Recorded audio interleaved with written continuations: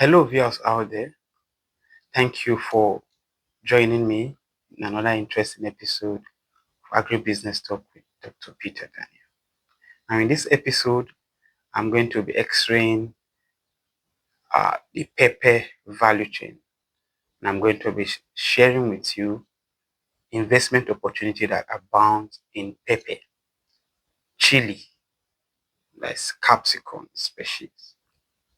And we have the various pepper in Nigeria, the atarodo, um, the tatashi, shombo, uh, the bell pepper, and all.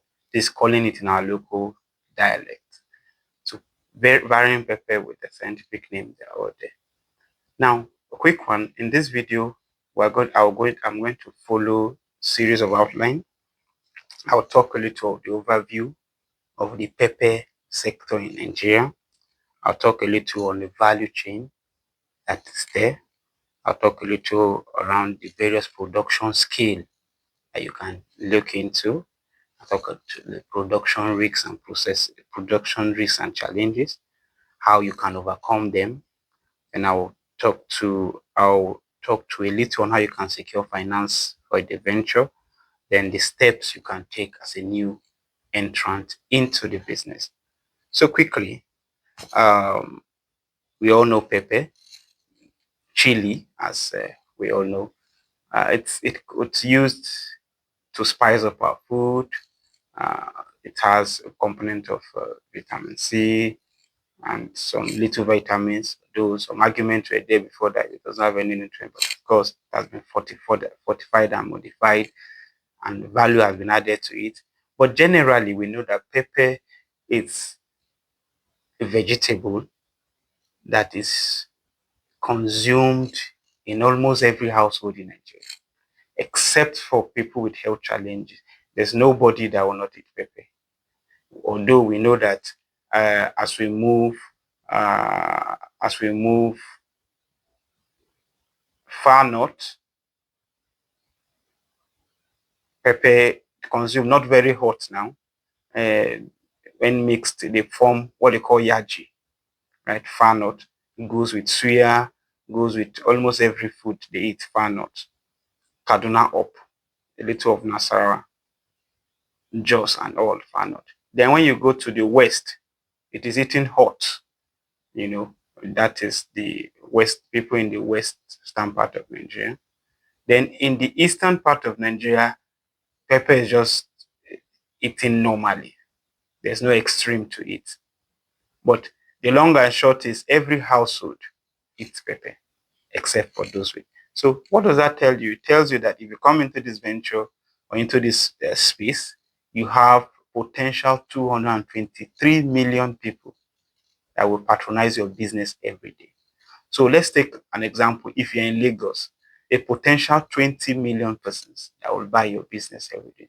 Okay, let's say, you're in Abuja, a potential 6 to 7 million people, maybe 4 to 6 million. Let's say you take a particular geography, probably you're just in a particular local government area. For instance, say Gwagwalada, that is a potential 1 to 3 million persons that will buy your product. And we know currently in Nigeria, given the inflation and all, aside that, there's been scarcity and the price went high.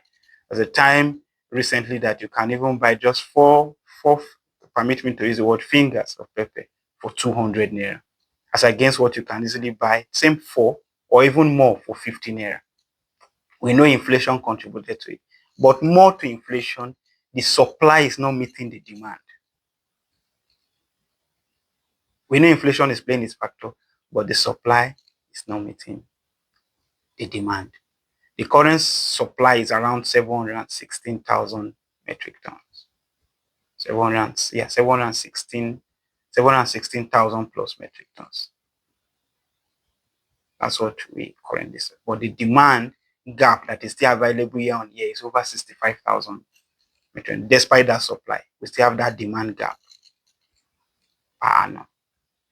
On average, that is based on available statistics. But if we take the real statistics in Nigeria, you know that the demand is way more than that estimate. Now, one question you want to ask is, what climate, what geography favors pepper production? Yes, pepper does not really like harsh climate. So the Saharan region of Nigeria may not work that much, except you take advantage of the Harmattan period. That means you just farm your pepper for just 4 months and you'll be done with it. But when you come down to the Savannah region, Nigeria, Kano, let me take particular example, Makoda local government in Kano State. Now, Makoda local government has a dam there, then has one of the best climate weather that will favor pepper production. Other places you can do pepper, Kaduna is there. Abuja can also do pepper very well for you. In Abuja, Yaba, Adaba, that's the Abaji. These are wards under Abaji local government area. Even in Gwalda, you can look at places like the Dupa, far into Dupa. You can do pepper. Kuje is also a good place to do pepper. Nasarawa will also do pepper for you. Very well do pepper for you. But for the purpose of this video, I'll be explaining the activity in Makoda local government. Now, in Makoda local government, there's a project, I think it's Padama 2 project, the Thomas Liberia bell pepper. You see the pepper. Aside the dam that is there, or the irrigation pathway, the climate is favorable and you can farm your pepper all year around there. Now, you now have to know that pepper can be perennial or annual. Now, even when you say it's annual, you can actually farm your pepper your pepper can be on the field for 8 months. That means you can start harvesting up to 8 months. You can start harvesting, right? So if you plant after you do all the cultural activity, nurseries, and you transplant and you start harvesting from the week 1 of harvesting, you can harvest up to 6 months.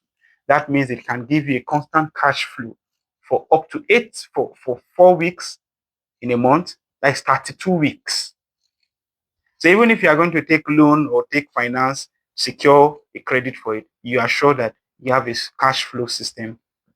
Currently, a bell pepper, maybe yellow color, goes for around 1,500 to 2,000 in a metropolitan area. Even in suburbs, you pay as high as that. So imagine investing in this with your little garden and you're harvesting every week. Even if it's a bag, you're harvesting. So it's a venture that even as a youth, even even as a civil servant, if you can do the initial investment of having a little greenhouse, that is, if you are in a temperate area or place where you don't that does not favor the production, and you can condition the environment, have a little space. Some people do hydroponics if you don't have money to do that, but just condition that environment and you're planting whichever variety you decide, and you're harvesting your bag weekly. Weekly, that will give you a constant inflow of a figure between 20 to 50,000 every week once you start harvesting, and it can be on your field for a whole year once you have, for at least 8 months, once you have the good culture, the good environment for it. Before, of course, if you're now a good businessman, it means you'll be planning restocking, replanting the next generation that will take over your land. So pepper needs a good geography, cool, temperate, not harsh. You need to do a nursery in a very controlled environment. The demand is there. You can sell anywhere. You can sell to supermarkets. You can sell anywhere. Now, quickly, let me talk to the value chain. The value chain entails production, uh, processing, processing, marketing, right? Yeah, these are the value chain. So you can decide to be in the production. So you're producing and you're selling at farm gate. You can decide to be a marketer, right? You can decide to be a marketer. You go to that, for instance, Makoda local government, where they harvest it in drones and find a way to transport it in a good condition to where you will sell. So you're in marketing.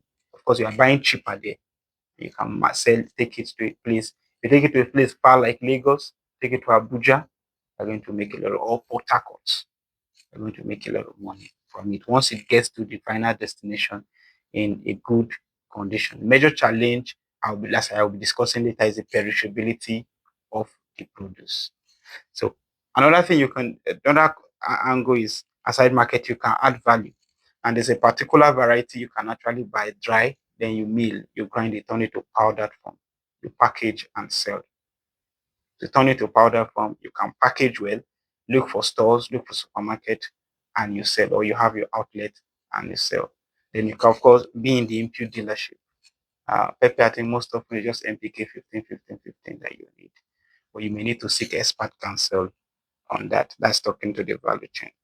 Now, what are the varying scale you can come in? You can come in half a hectare, 0.5 of a hectare, 1 hectare, or up to 5 hectare and small scale. You can come in medium scale, come in as large scale. Medium scale, you are doing more than 5 or below 10.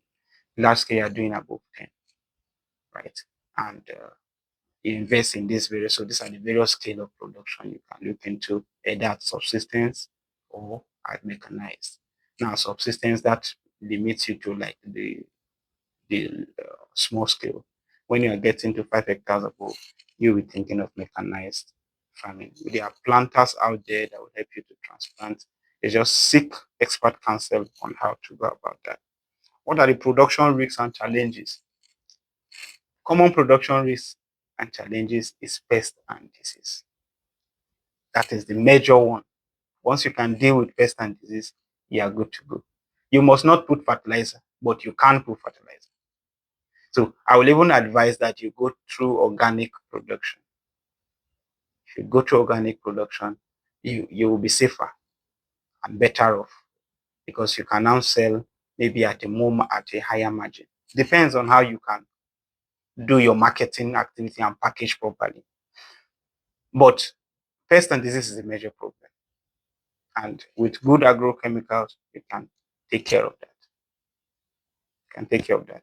And once you take care of that, the next challenge is the perishability. That's at the point of harvest, after you have harvested, and even on the farm.